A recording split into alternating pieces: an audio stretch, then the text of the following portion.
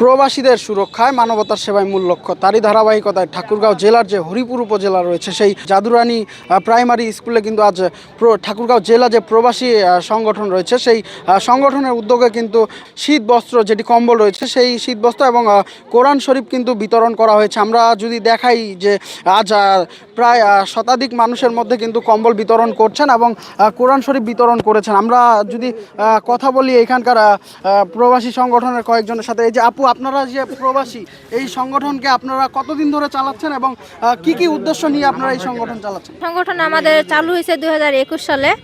আমাদের কয়েকজন ভাইয়েরা শুরু করছিল, তার মধ্যে তখন আমিও জয়েন্ট হই। দেখলাম যে আমাদের সংগঠনটা চলতেছে, আর এখানে বর্তমানে ঠাকুরগাঁও জেলা প্রবাসী সংগঠনটা চালু হওয়ার মূল উদ্দেশ্য হচ্ছে আমাদের গরিব অসহায় মানুষকে সাহায্য করার জন্য। কারণ আমরা সবাই গরিব, আমরা কেউ কোটিপতি না। বিশেষ করে হচ্ছে এখানে যারা আমরা আছি মধ্যবিত্ত অনেক ফ্যামিলি আছে যারা দিন আনে দিন খায়, তারা অনেক সময় শীতের মধ্যে রাত কাটায়। যাদের কথা চিন্তা করে আমরা সবাই প্রবাসীরা ভাবি যে তাদেরকে কিছুভাবে যাতে হেল্প করতে পারি। যেহেতু ধন্যবাদ। আমরা কথা বলবো আরেকজন প্রবাসীর সাথে, যে আপনি কোন দেশের প্রবাসী? আপনাদের এই যে সামাজিক উদ্যোগ, এটি অব্যাহত থাকবে কিনা? আপনাদের সংগঠনের মূল লক্ষ্য কি?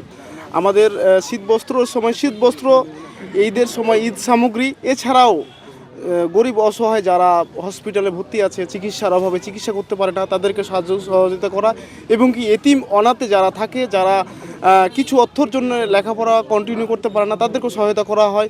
এবং কি এতিমখানাতে যারা হয়তো কোরআনের হাফেজ, কোরআনের সংকট থাকে, সেখানে কোরআন শরীফ আমাদের বিতরণ করা হয়। তবে আমাদের এই সংগঠনের সদস্যরা রয়েছে প্রায় 1000 ঊর্ধ্বে। আমাদের সকলের প্রচেষ্টাই কিন্তু এই সংগঠন চলমান রয়েছে। আমরা আজকে শীতবস্ত্র, কম্বল বিতরণ করলাম এবং এতিম ছেলেদের মাঝে কোরআন শরীফ বিতরণ করলাম।